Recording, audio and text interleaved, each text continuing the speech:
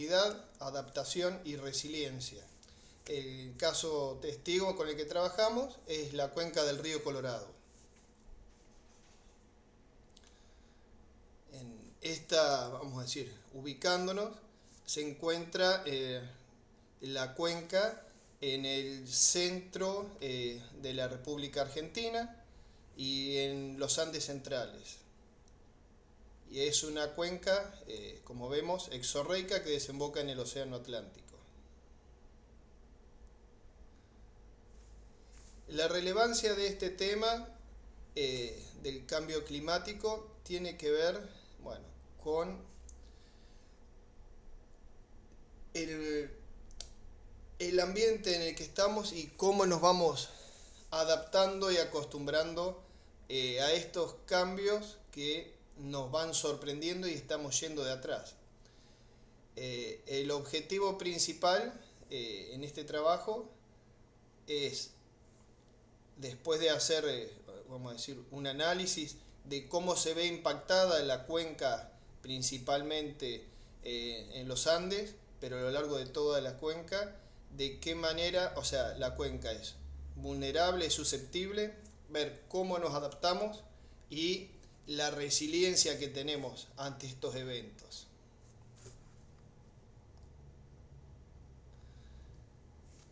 Un poco como introducción y dándole continuidad a los temas que ya habían dado Jorge e Iliana,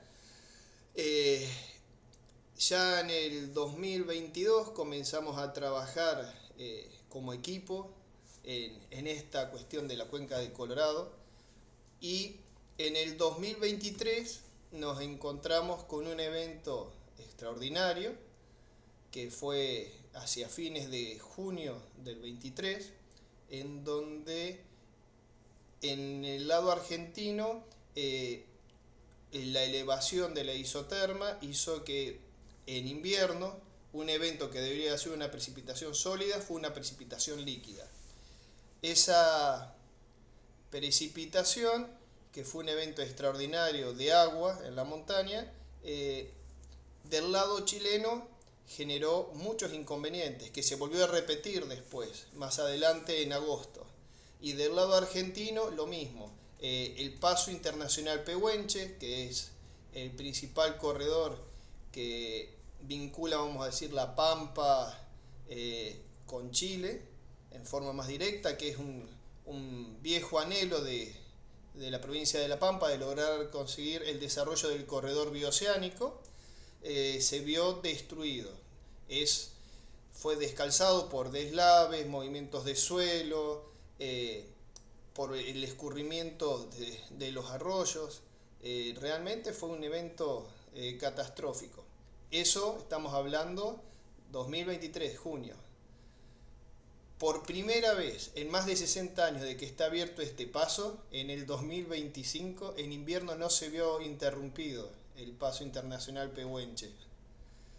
O sea, estamos viendo cómo el cambio climático está pegando bien, como se decía. Es un cambio climático a nivel global, pero en donde se potencian los extremos.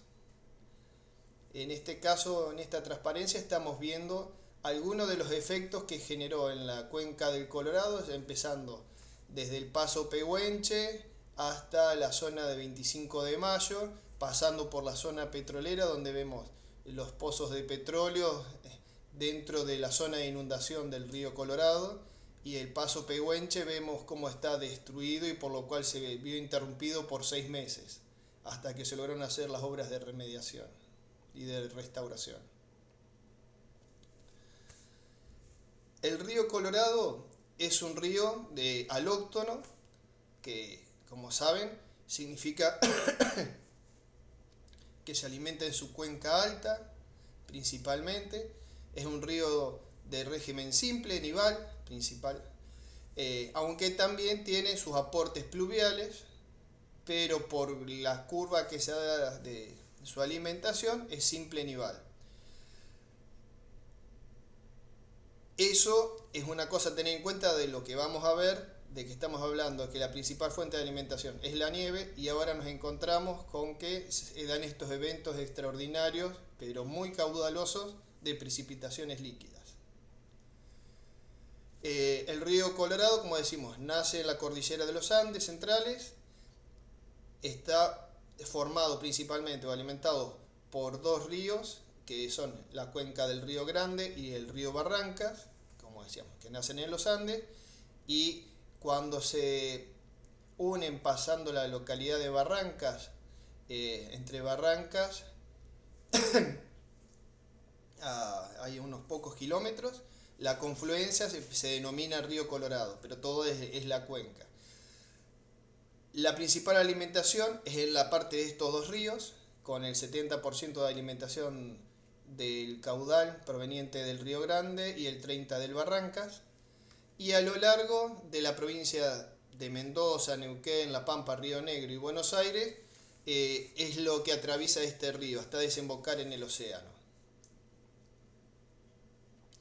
El agua tiene usos diversos, ya sea para producción agrícola, ganadera, para producción industrial, energética, extractiva, minería, usos recreativos, pero el principal uso que tiene el agua del río Colorado es el abastecimiento de las poblaciones, porque estamos hablando que atraviesa una zona que es árida, semiárida, y en el caso particular de la provincia de La Pampa, no tiene prácticamente fuentes de agua potable superficiales.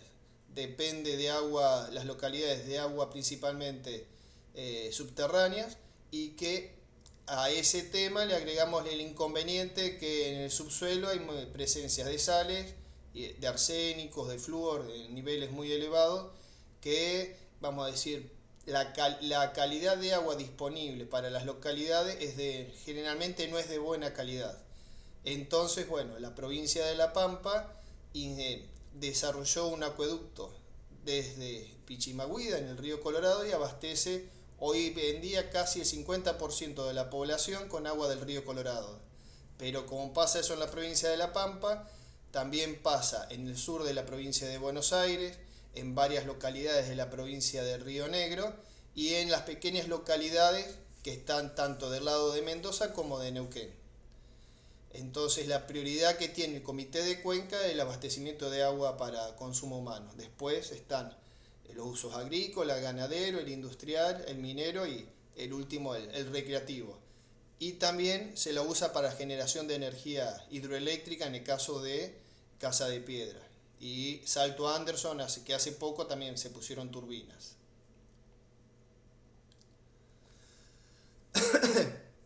Acá una pequeña presentación vemos los distintos usos que tiene el agua del río. Como decíamos, la minería, vemos la planta de Pichimahuida, donde se toma del río Colorado para abastecer la provincia de La Pampa, la actividad petrolera, que es muy importante en las provincias de Neuquén, Río Negro, Mendoza y La Pampa, principalmente en Río Negro y La Pampa, es el extremo oeste de estas provincias, y después Neuquén con Rincón de los Sauces y bueno, y lo que está al frente, ahora no me sale el nombre vamos a decir, de los yacimientos que están del lado del Córcova y no me acuerdo qué otros que están al frente del Rincón de los Sauces en Mendoza. Bueno, hay ganadería en forma intensiva porque es una zona árida, semiárida, pero hay feedlot también, pero también como economía de subsistencia está todo lo que es, vamos a decir, los puesteros o crianceros con su ganadería de transhumancia en la cordillera, en Mendoza y Neuquén principalmente.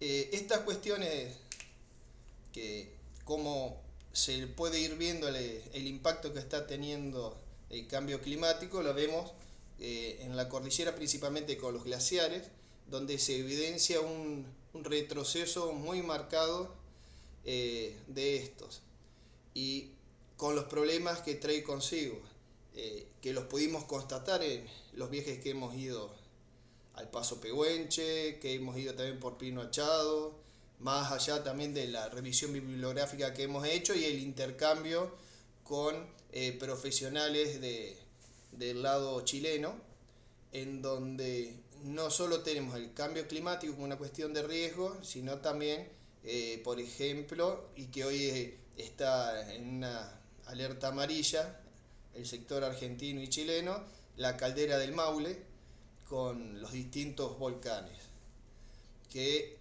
con el tema del cambio climático y la pérdida de glaciares, todo eso, todas esas cuestiones, contribuyen también a aumentar la peligrosidad de lo que pueden ser los deslaves, porque al perderse esa cobertura de hielo, es mucho más fácil que con las precipitaciones y con esos microtemblores que se están produciendo, se puedan producir grandes desprendimientos de rocas con los peligros que traen para los pobladores.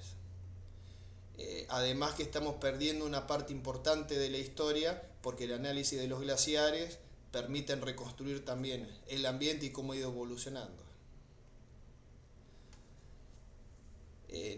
Para ver acá vemos en dos fotos, una que es sobre el glaciar del Azufre, donde hoy se está construyendo un centro de esquí próximo también al Paso Pehuenche, donde vemos que en 120 años cómo ha retrocedido el glaciar de ese momento al presente, y en el caso de la otra foto que vemos en 10 años, no se percibe mucho, pero tiene que ver con glaciares de escombros. Los glaciares de escombros están mezclados mucho también con el pedregullo, que por ahí no se lo puede distinguir, digo, para los chicos que por ahí se están formando, están iniciando recién la formación de geografía. Eso que estamos viendo es Valle Hermoso, que es lindero pegado a lo que es el Valle de las Leñas. También por la cuestión del cambio climático, el complejo turístico de esquí de invierno de Las Leñas está pensando trasladar parte importante de sus pistas de esquí al Valle Hermoso en la cuenca del Río Grande, o sea, sobre el Colorado, llevando nuevos inconvenientes también sumando una mayor carga o presión sobre el río. A eso que vemos en la cordillera también se refleja en el río Colorado aguas abajo. En el caso de la represa de Casa de Piedra, la villa turística se inauguró en el 2007 por una ley provincial.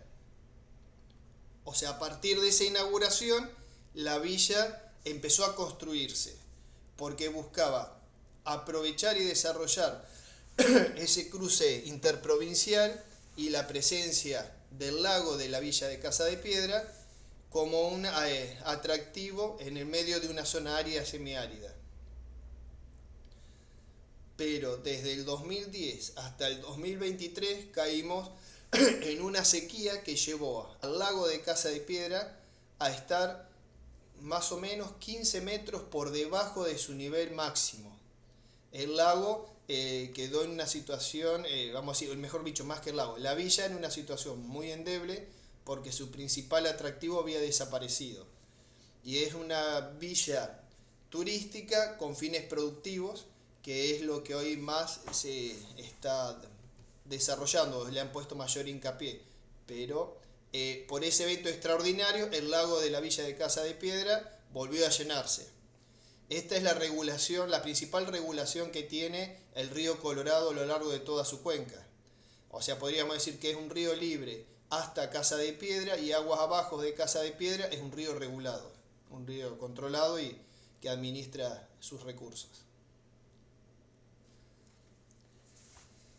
Esta es una foto que describe ese momento de la bajante del lago por ese periodo de 13 años por debajo de la media, en donde el lago en su mayor esplendor se aproxima a las 35.000 hectáreas, y esta foto en ese momento el lago tenía una superficie de no más de 9.000 hectáreas cubiertas. O sea, estaba muy por debajo de su caudal. 15 metros abajo llevó al lago a estar una reducción o sea, 70% inferior a cuando estaba pleno.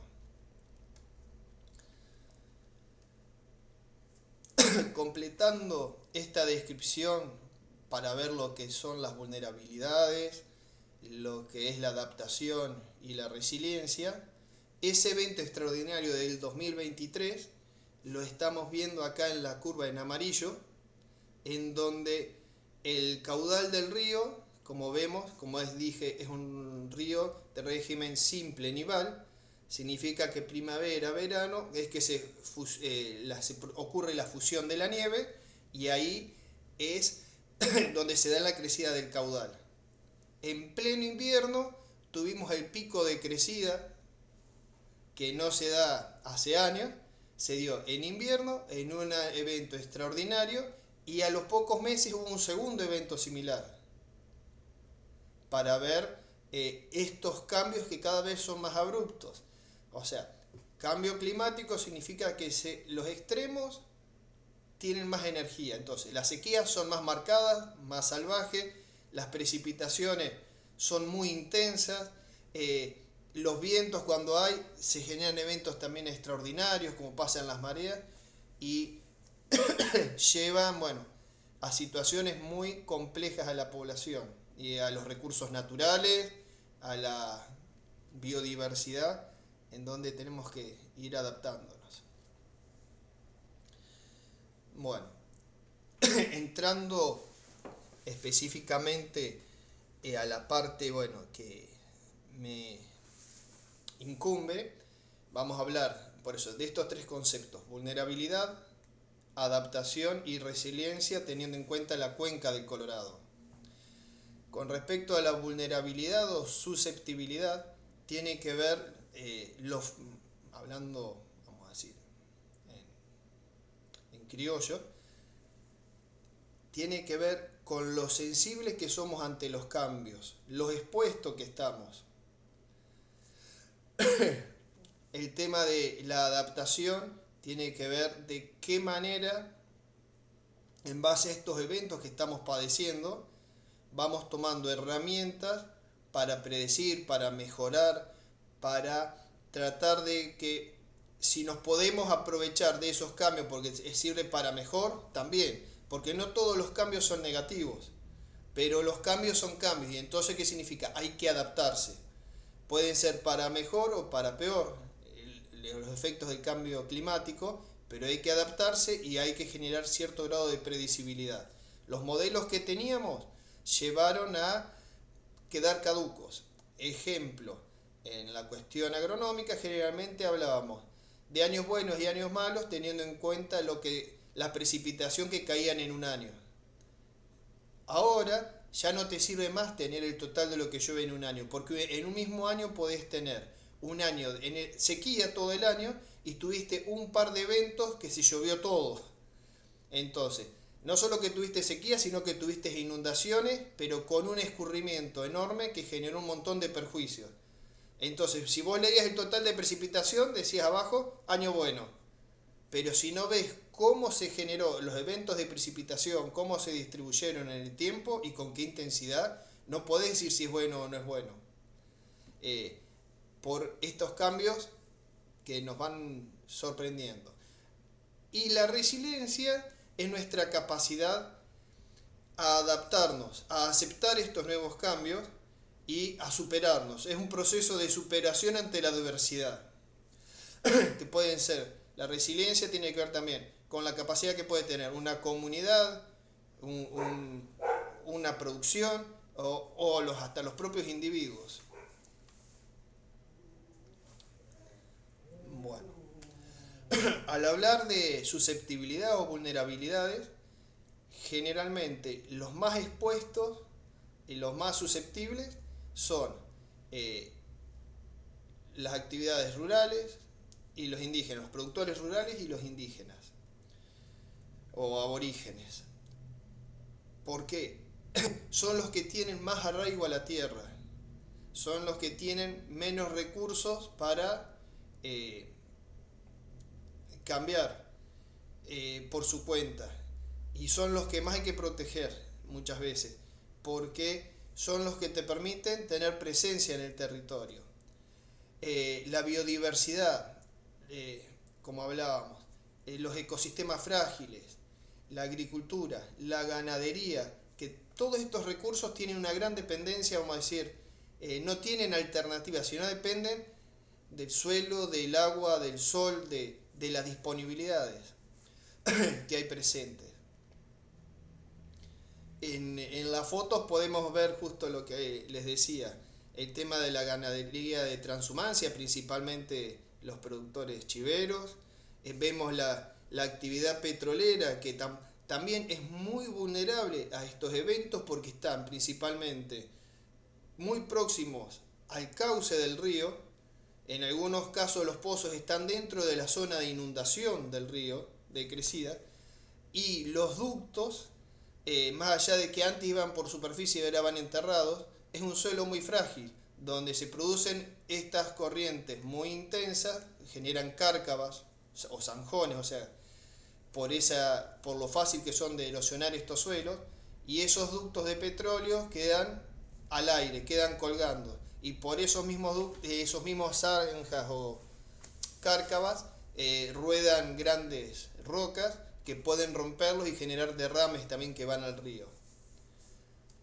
Y hay población también muy vulnerable, porque con la actividad petrolera llega gente de distintos sectores del país y del exterior que vienen buscando mejores expectativas de vida, pero que vienen a un lugar donde el costo de vida es muy elevado. Entonces terminan estando en suelos o en terrenos marginales, generalmente con riesgo de inundación, con contaminación, aguas abajo de donde se encuentran los lugares, o sea, desarrollados. Y bueno, a todo eso, por eso tienen la inclemencia del cambio climático, las crecidas extraordinarias y todos los problemas que conlleva. Hablando de eso mismo, cuando hablamos de recursos, empezando desde las nacientes, tenemos las vegas o los humedales, que son sistemas muy frágiles. Tenemos en el caso del Paso Pehuenche, está relevada la ranita del pehuenche, que es una especie que está en riesgo crítico a nivel internacional, es una especie endémica exclusiva del lugar, y que generalmente en invierno, cuando está todo cubierto de nieve, estas ranitas invernan y después, bueno, proliferan muy poco durante el verano.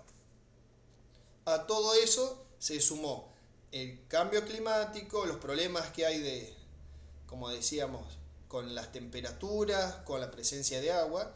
A eso se sumó el asfaltado del Paso Pehuenche, con los inconvenientes que significa evitar que se congele el asfalto, o sea, se genera la capa de escarchilla, entonces se tira sal. Es justamente la sal termina perjudicando a la ranita, el tránsito, o sea, porque se ven todas esas pequeñas arroyitos que desembocan en el arroyo del Pehuenche, que desemboca en el río Chico, que desemboca en el río Grande, que desemboca en el Colorado. Se vio interrumpido y se vio muy fraccionado su ambiente. Y a eso la introducción también de especies exóticas como la trucha arcoíris, que se transformó en un depredador y que va cuesta arriba. Pero como hablamos de la ranita, que por ahí no es de los animalitos que pueden ser más atractivos, también hay especies, o sea, de mayor valor, vamos a decir, no biológico, sino de mayor valor, emocional, diría, que en toda la cordillera, bueno, se van distribuyendo, pero son especies que están muy en riesgo, distintas especies emblemáticas. Acá, como les decía, con lo del asfalto, también con el tema de la transhumancia, el Paso Pehuenche no tiene permitido el tránsito de vehículos de carga, pero la transhumancia es un paseo internacional. Cuando también hemos estado, hemos visto que la hacienda también la desplazan por camiones. Entonces, lo que antes era vamos a decir, el desplazamiento permanente o los arreos permanentes, ya sea de las vacas, de los chivos, de la veranada, aguas abajo. En las veranadas están aguas arriba y en invierno el desplazamiento hacia abajo. Ahora también se desplazan en camiones y generan mayores concentraciones o mayores cargas en estos lugares que son muy frágiles.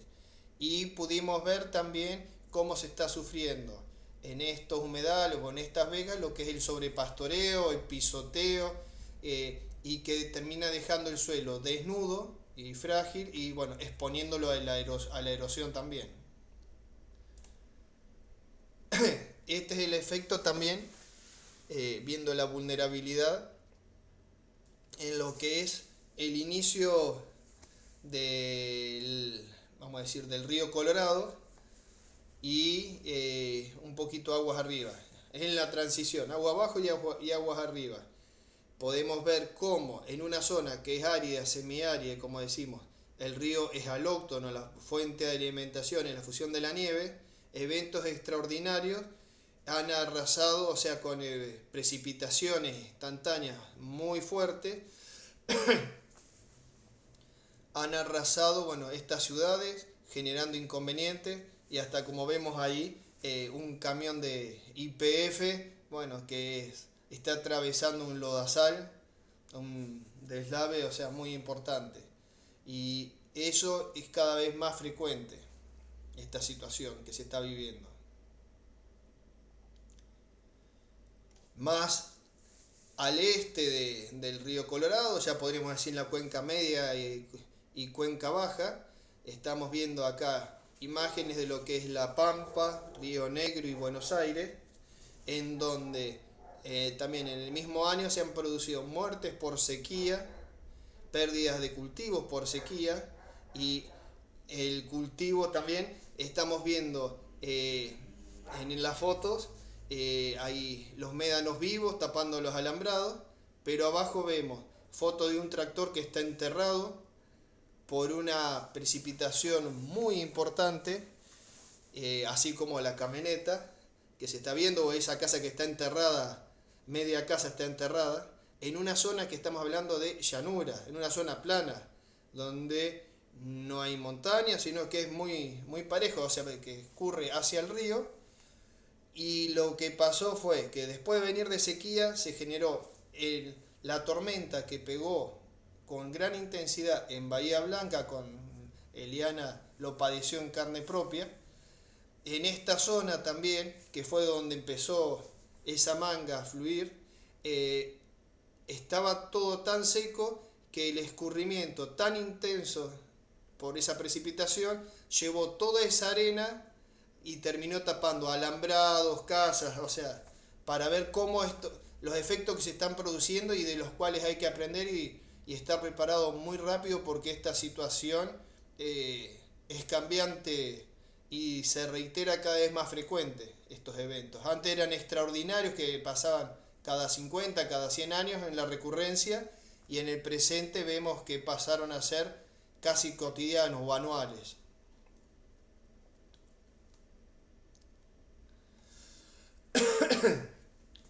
Cuando empezamos a hablar de adaptación ante todos estos eventos, una de las principales adaptaciones, tiene que ver con hacer un uso eficiente del agua.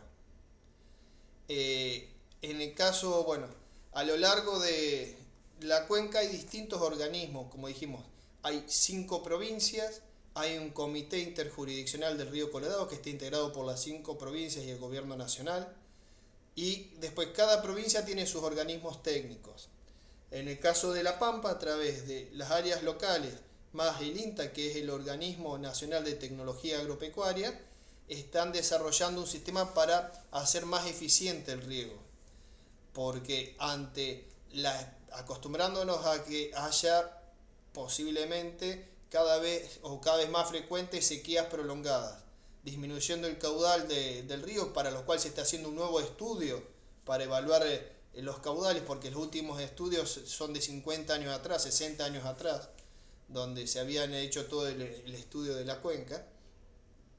Se está buscando de mejorar y utilizar toda la tecnología disponible para el riego en esta zona semiárida, árida, para, vamos a decir, reducir el uso de agua para poder sostener o ampliar, si se puede, la superficie bajo riego, con riego por goteo, y buscando, bueno, no generar pérdidas innecesarias.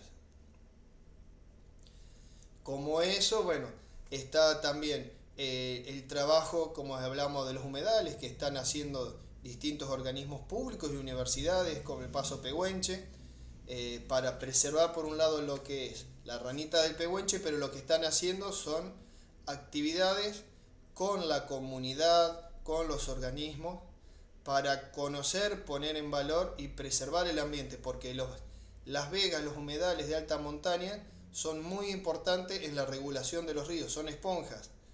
Esos humedales como los que están aguas abajo también. Entonces se buscan de preservarlos, de manejarlos y trabajar con la comunidad.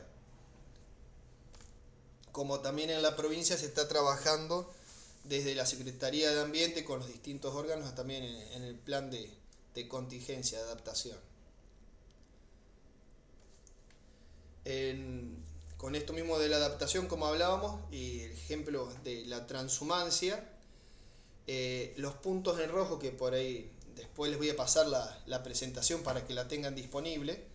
Los puntos rojos son la veranada, los lugares donde los transhumantes o puesteros o crianceros suben con la hacienda para aprovechar los pastos de primavera, verano. Y los puntos en azul, aguas abajo en la cuenca del Río Grande, son los lugares donde pasan el invierno. Bueno, para eso hay distintos programas también con los que se está trabajando para contribuir con este sector vulnerable a adaptarse a los cambios y también a mejorar por un lado la genética, a mejorar la forma de manejo del rodeo y a trabajar para recuperar los pastizales naturales para que tengan el forraje que necesitan, que puedan sostener la carga de hacienda ante estos cambios, pero a la vez para que estas praderas, estos humedales, estos mallines sigan cumpliendo la función que cumplen y a la vez poder colaborar con esta gente porque son los mejores aliados para preservar estos ambientes. Entonces, bueno, ese trabajo colaborativo es muy importante. En el caso particular, acá en esta foto que vemos, también hay chicos de la Facultad de Ciencias Veterinarias de la Universidad Nacional de La Pampa que con las cátedras de la facultad han ido al oeste pampeano y al este, a la Payunia mendocina, a conocer la actividad de los crianceros.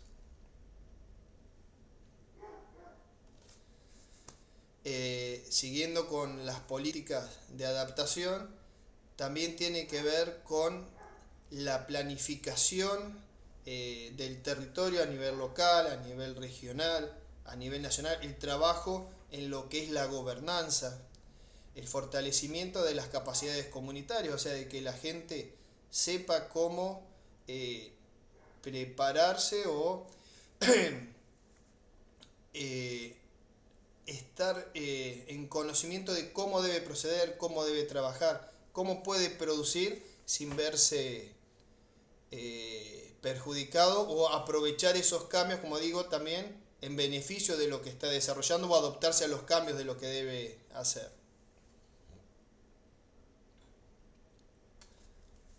En eso acá era lo que les decía. Vemos distintos planes de reducción de riesgo de desastre, el plan que también preparó la provincia, las localidades de la cuenca alta del río Barrancas en la provincia de Neuquén, que también prepararon sus planes de contingencia porque vienen recibiendo, o sea, masazos permanentemente con estos eventos extraordinarios para los cuales no contaban con la infraestructura y la poca infraestructura que contaban terminó destruida, se quedaron sin agua, sin cloacas, sin tendido eléctrico, las casas quedaron detonadas y la principal población que tienen estas pequeñas localidades es, como les digo, son pequeños productores rurales, son descendientes de pueblos originarios, gente, o sea, que no tiene alternativas para reinventarse, sino que necesita tener apoyo y acompañamiento de los organismos públicos, de los organismos de investigación, de los organismos de educación, para encontrar alternativas. Y en el caso particular de la resiliencia, tiene que ver también con esto, o sea, de cómo nos preparamos y cómo superamos las situaciones de estos eventos. ¿Cómo decir? El monitoreo, el conocimiento, los estudios, los sistemas de alerta temprana, la sensibilización de la población también para que sepa. Tenemos el caso, por ejemplo, lo que les decía, la actividad petrolera, porque tenemos los lugareños, los crianceros, los viejos pobladores van conociendo y se van adaptando al ambiente porque han visto la evolución. Pero es una zona donde tenemos una población llegada recientemente muy importante que está todo vinculada a la actividad petrolera, ya sea como petroleros en sí mismos, como proveedores de servicios o como alternativas también para ofrecerle ciertos servicios a los petroleros, como puede ser la recreación, como puede ser la gastronomía, los negocios, los distintos servicios o comercios. Pero hay gente que viene con una gran expectativa, que quiere ganar plata y a veces cometen errores donde se instalan porque no conocen el lugar, no conocen los riesgos, y si no hay una presencia fuerte de los gobiernos en lo que tiene que ver con la planificación territorial, con los lugares que se pueden permitir, las actividades que se pueden desarrollar, se cometen errores que se pueden pagar hasta con la vida. Dentro de los programas tenemos acá sobre la cuenca, que tiene que ver con la resiliencia y estar preparados para aprendiendo de los eventos y que no se nos vuelvan a agarrar o sorprendernos. Tenemos organismos, vamos a decir, a nivel local, provincial y regional, y hay organismos nacionales. Tenemos ¿cómo es bien? Siempre me olvido, el de los volcanes, el de minería, el CN... ¿Tenés el CEGEMAR? Ese, CGMAR, que esta parte, bueno, en el caso particular que es el monitoreo de la actividad volcánica con, bueno, las distintas medidas, o sea, de prevención y alerta que hoy era lo que estábamos comentando. El caso de Ianiglia en Mendoza, que es un organismo de CONICET, que es el que lleva el inventario y el control de los glaciares, que viene, o sea, aportando información muy valiosa, no solo por lo que se está perdiendo, sino que también para poder reconstruir el ambiente y cómo ha ido evolucionando y conocer la historia también del pasado. Como decíamos, el COIRCO, que es el Comité de Cuenca, que está integrado por las 5 provincias y el Gobierno Nacional. El Servicio Meteorológico Nacional con el radar meteorológico que está en Neuquén, que abarca parte de la cuenca, que hasta hace poco no había radar meteorológico. Ahí tenemos el caso de la noticia que subí, una noticia reciente, la estación meteorológica nueva que van a poner en Barrancas, que también para tener información generada por ellos mismos va a estar interconectada esta estación meteorológica para poder tener datos y anticiparse a los eventos, no poder contar después lo que pasó, sino poder tomar medidas preventivas, que es un poco también lo que en el primer trabajo que hicimos de cuando fuimos al Pehuenche, que sugerimos la necesidad de incrementar las estaciones meteorológicas, las estaciones nivológicas, las que miden nieve, bueno, las estaciones de los caudales de los distintos afluentes, para poder tener más información precisa en el momento, para poder mejorar un sistema de alerta, para prevenir y no tener que lamentar las cosas que venimos lamentando hasta el presente. En lo que hace a educación y sensibilización, también lo mismo. Son los trabajos que se vienen haciendo, ya sea desde los organismos locales, las capacitaciones que se vienen haciendo desde las provincias, de las áreas de producción, de las áreas de ambiente, de las áreas de, ¿cómo es?, de educación, a los gobiernos municipales, a las comunidades, sobre cómo debemos enfrentar estos eventos o cómo debemos adaptarnos, los cuidados, las recomendaciones.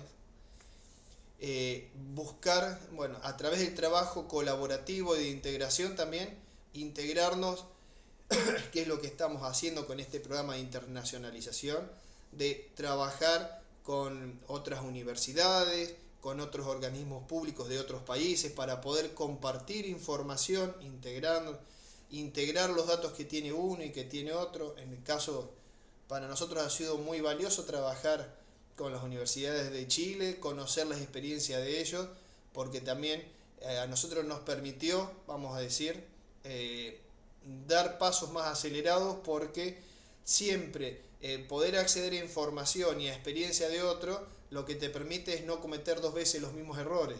Entonces, uno puede aprender de lo que los otros saben y nosotros podemos también colaborar enseñándoles nosotros lo que ellos todavía no han estudiado. Entonces nos vamos integrando y hacemos trabajos mucho más enriquecedores, y esa experiencia que tenemos nosotros es la misma que se sugiere con el tema de la resiliencia de las comunidades rurales, de las pequeñas localidades, de trabajar en forma asociadas, integrarse, pero buscar también la escala con las provincias, con la región, en vez de trabajar con la división, vamos a decir, política que tenemos acá en la Argentina, de cada provincia por un lado. Una cosa que es muy importante es trabajar a nivel de cuencas. Cuando fuimos también al Paso Pehuenche, había municipios de la provincia de La Pampa y municipios de la provincia de Mendoza trabajando en conjunto para impulsar también lo que es el corredor bioceánico y la restauración del Paso Pehuenche. Pero del lado chileno pasa exactamente lo mismo. También del lado chileno están más que interesados en el corredor bioceánico, porque tiene que ver con el desarrollo económico de las regiones y abrir las dos regiones al Océano Atlántico y al Pacífico, que son salidas muy importantes para sus mercaderías.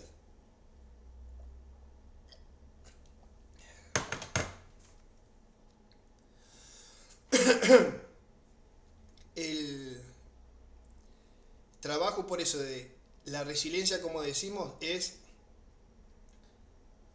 no enroscarnos con la falta de posibilidades, porque hemos visto a lo largo de la cuenca que, no siendo un río alóctono, como decimos, que depende del agua de la cordillera, pero estamos viendo cómo el cambio climático repercute a todo lo largo de la cuenca del río Colorado. No solo por los eventos que ocurren en los Andes centrales, sino por los que se reiteran en los distintos lugares, y que todo lleva a una potenciación. Lo que originalmente se hablaba como cambio climático, que era un cambio climático global con efectos puntuales, cuando nos ponemos a ver los efectos puntuales, los impactos puntuales, terminamos viendo que no son tan puntuales. Tienen distintas características, pero todo es lo mismo, porque tiene que ver el lugar donde se desarrollan.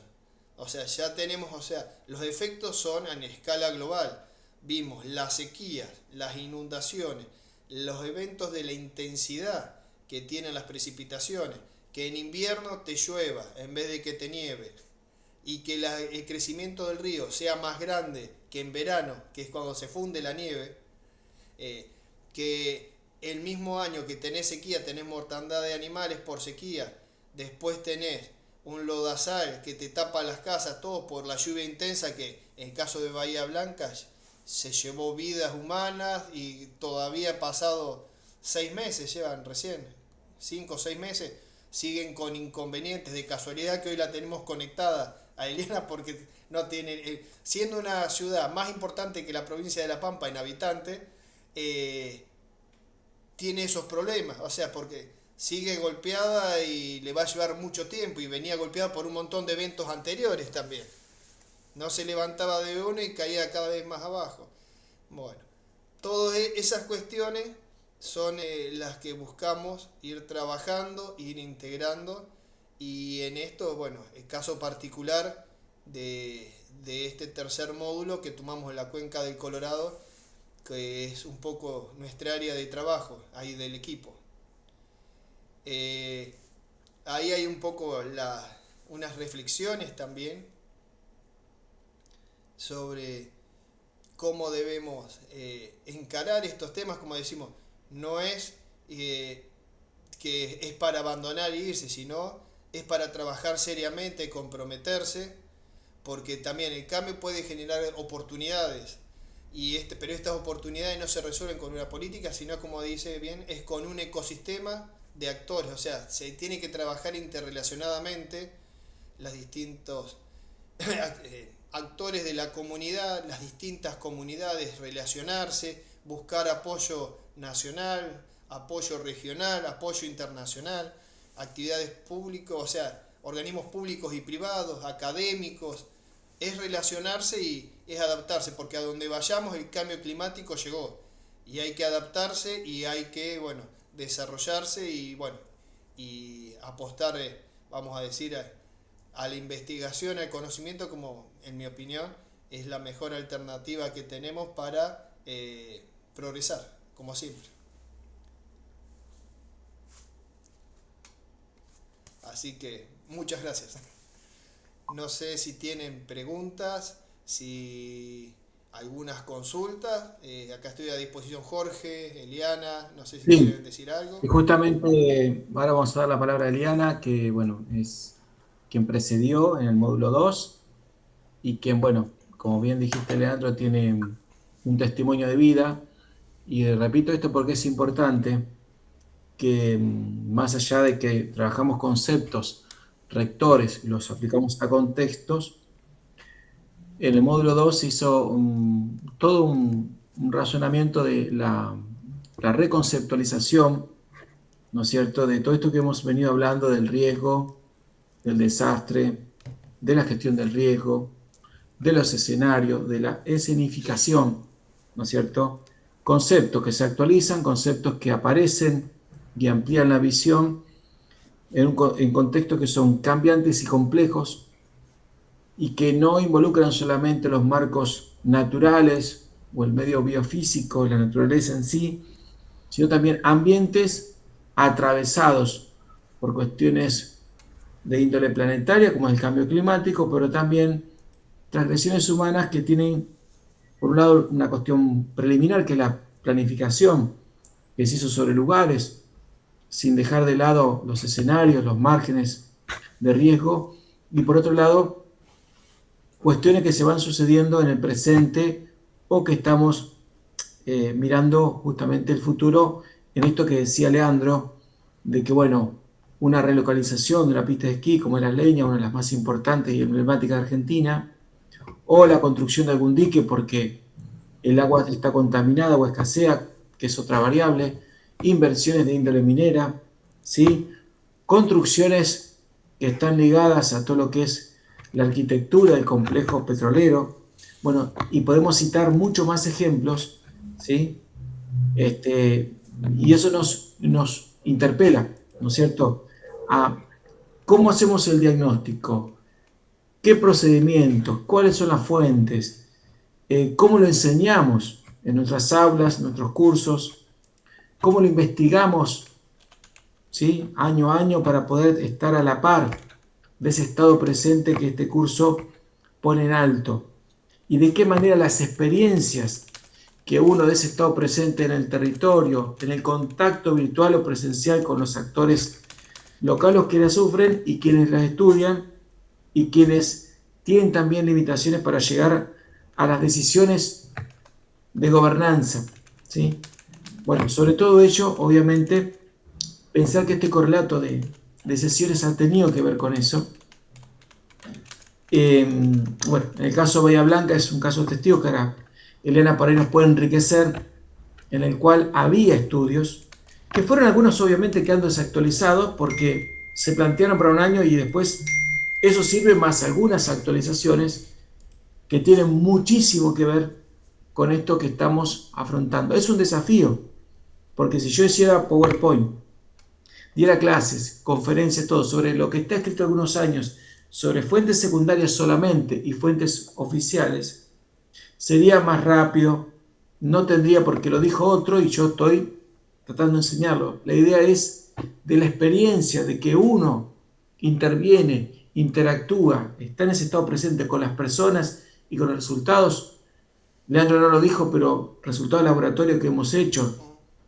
Y también algo importante que rige, es decir, cruzar del otro lado, es decir, con Chile y hablar con la gente que ocupa distintos roles o atraviesa distintas situaciones. Eso es un universo de datos, de testimonios, de resultados, que obviamente van a tener insumos para que uno pueda ponerse en la vanguardia de discusiones, poner a prueba o no ciertos conceptos, relativizarlos. Bueno, obviamente que eso es una tarea que la cual tenemos que estar preparados. No podemos leer un hidrograma o un climograma de un libro que se editó hace 10, 15 años con datos de más atrás todavía, porque el cambio climático y otras cuestiones, como yo le dije recién, del extractivismo, la urbanización no sustentable, etcétera, nos pegan porque estamos sino enseñando cuestiones que ya están desactualizadas, mal focalizadas o que están hasta acomodadas por el privilegio o el placer de los datos oficiales para no interpelarse a sí mismos, ¿sí? Bueno, me extendí demasiado. Eliana, te doy las buenas tardes. Estás desde primera hora, pero bueno, te doy la palabra. Bien, Jorge, ¿querés que primero le demos la palabra? No sé, está, por ahí está Claudia Espinosa, que no sé si se le conecta o se quiere aportar algo antes de que Me parece que sí es uno de los hago mi apreciación del... Está bien. Claudia.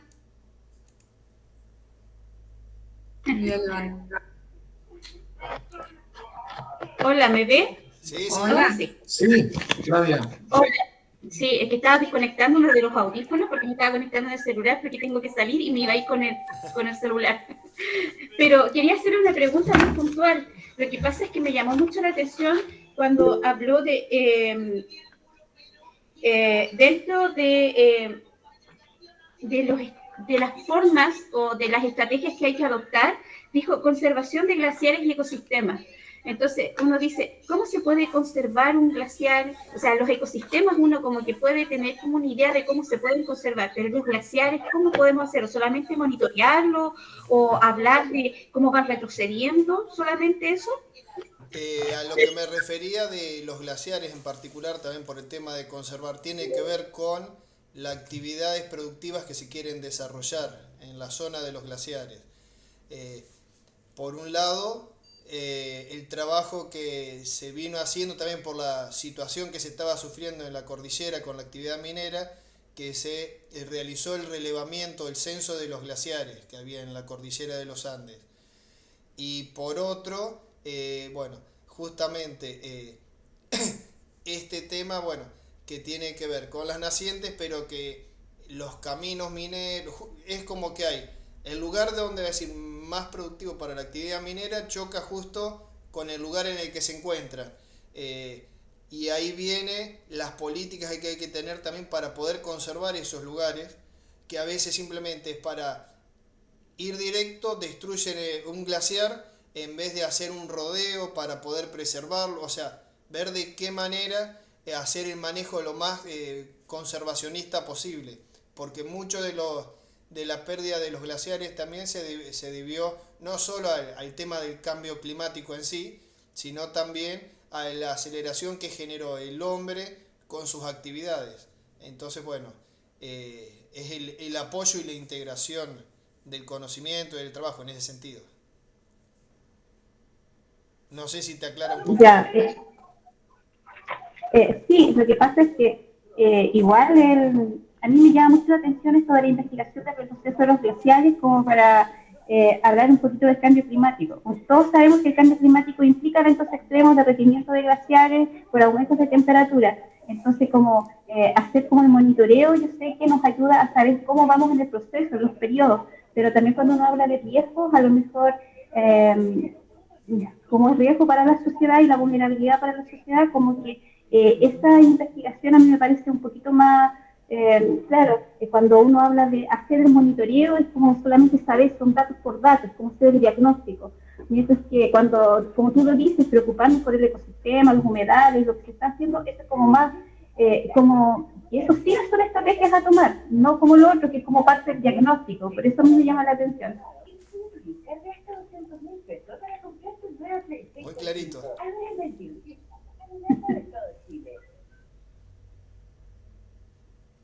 Bien, gracias Claudia por la observación y demás.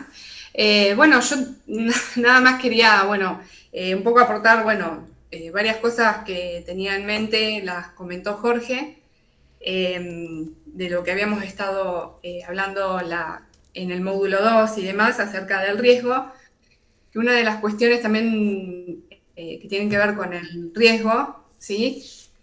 O la ecuación esa del riesgo que veíamos en el módulo 2 era la amenaza que viene del accionar del ser humano, ¿no? De la cuestión también antrópica o de las cuestiones políticas o leyes que haya o leyes que, ya no haya porque, bueno, se eliminan y demás.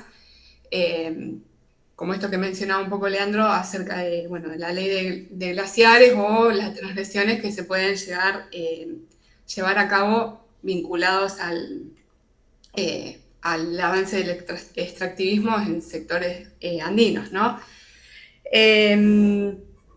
Un poco rescatar eso, que bueno, esta zona que estábamos, para los que no estuvieron en el módulo 2, que también vimos el riesgo geológico que existe en la zona altoandina y que, bueno, también tiene su riesgo, ¿sí? Asociado al riesgo geológico, geomorfológico y de origen también interno, vinculado, bueno, a una zona compleja por el complejo volcánico Laguna del Maule, como, bueno, por ahí mencionó brevemente ahora Leandro, y también es una zona tectónica, de tectónica activa, así que también estaría influenciado el sector de los Andes centrales por esta cuestión, ¿bien?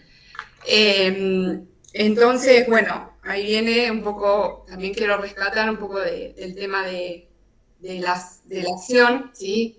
La acción climática, ¿sí?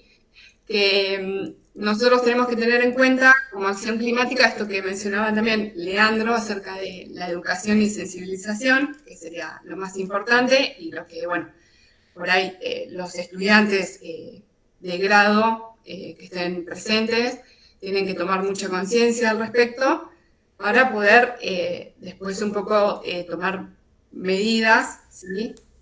Cuando ustedes ya sean docentes o profesionales, para poder hacer frente, ¿sí? O adaptarse, ¿sí? O disminuir esa vulnerabilidad de alguna forma con ciertas medidas, bueno, que tienen que ver con, bueno, en este caso lo que estamos tratando de hacer es la educación, ¿no? Para la resiliencia. Y bueno, un poco también lo que me llamaba la atención, o menciona Leandro, de los ecosistemas de actores. Me quedó como ese concepto ahí como dando vuelta.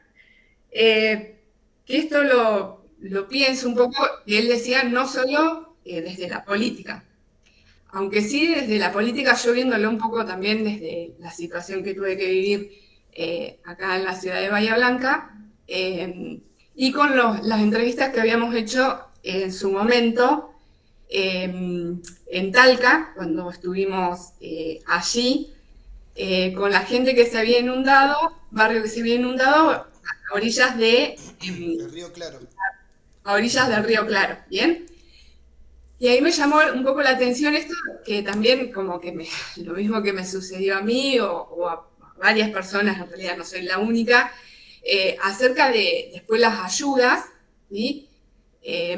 Las ayudas que o te prometen o no desde el gobierno y demás, para hacer frente a estas cuestiones climáticas, ¿sí? Y de riesgos a las que estamos expuestos. Más allá de que haya o no, ¿sí? De que haya o no estudios previos, como mencionó Jorge, que en el caso de Bahía Blanca sí había estudios previos de zonas de riesgo de inundación y demás, pero bueno, no nos podemos mover, o no podemos mover todo un barrio, o no podemos irnos de este lugar porque ya, digamos, es como muy difícil quizás gestionar políticamente y económicamente o hacer frente al movimiento de toda una masa de personas a otro sitio, ¿no?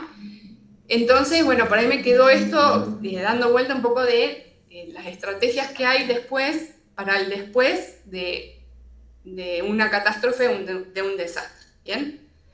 Entonces, bueno, ahí por eso mismo es importante entender todos estos conceptos para, como dijo Leandro, en el futuro o desde ahora, ¿sí? Desde que ya sabemos, bueno, todo lo que sucede con la cuestión climática, el aumento de la temperatura, los cambios extremos de este clima, ¿sí? ¿Qué podemos hacer desde ahora en el ordenamiento territorial, por ejemplo? ¿Sí? Ordenar una ciudad, ordenar el espacio y educar a las personas para que no sufran, ¿sí? O sufran lo menos posible cuando se den estos eventos. Bien, bueno, un poco era ese el cierre o no sé, mis comentarios o un pequeño aporte, si en algún momento, bueno, con estudiantes y demás, ya veremos más en detalle estas cuestiones, o bueno, también puedo hablar mucho tiempo de lo ocurrido acá en Bahía Blanca, si quisieran en alguna otra ocasión.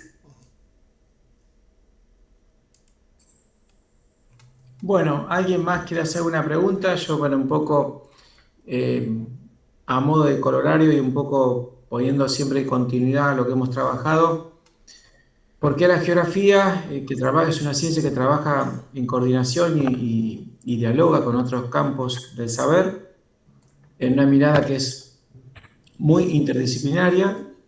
Lo hemos visto con estos casos de ejemplo con Chile. La idea es que siempre trabajamos desde una mirada prospectiva, lo que significa, obviamente, no pararnos en un hecho preventivo, es decir, si ocurrió esto, está comprobado que puede pasar esto, entonces vamos a trabajar sobre eso. Bueno, lo precautorio no siempre es estrictamente así, pero viene aconteciendo y la experiencia es que hay que trabajar en un margen de máxima, ¿sí? Precaución. Y sobre esa lógica hay que gestionar, y la gestión implica un estudio.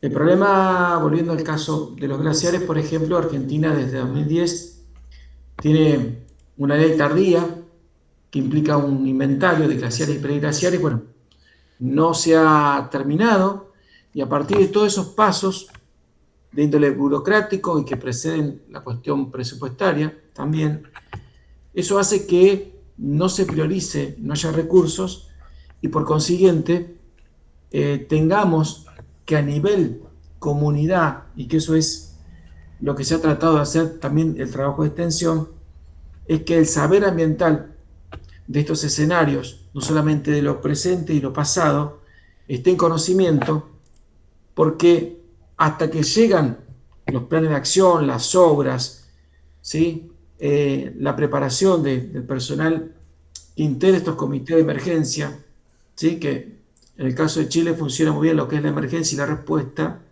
pero estamos a nivel latinoamericano un poco vulnerables, ¿no es cierto? Porque llegamos siempre cuando está el problema en marcha o cuando faltan minutos y nos tenemos que ir con toda la emergencia del mundo a cualquier otro lugar.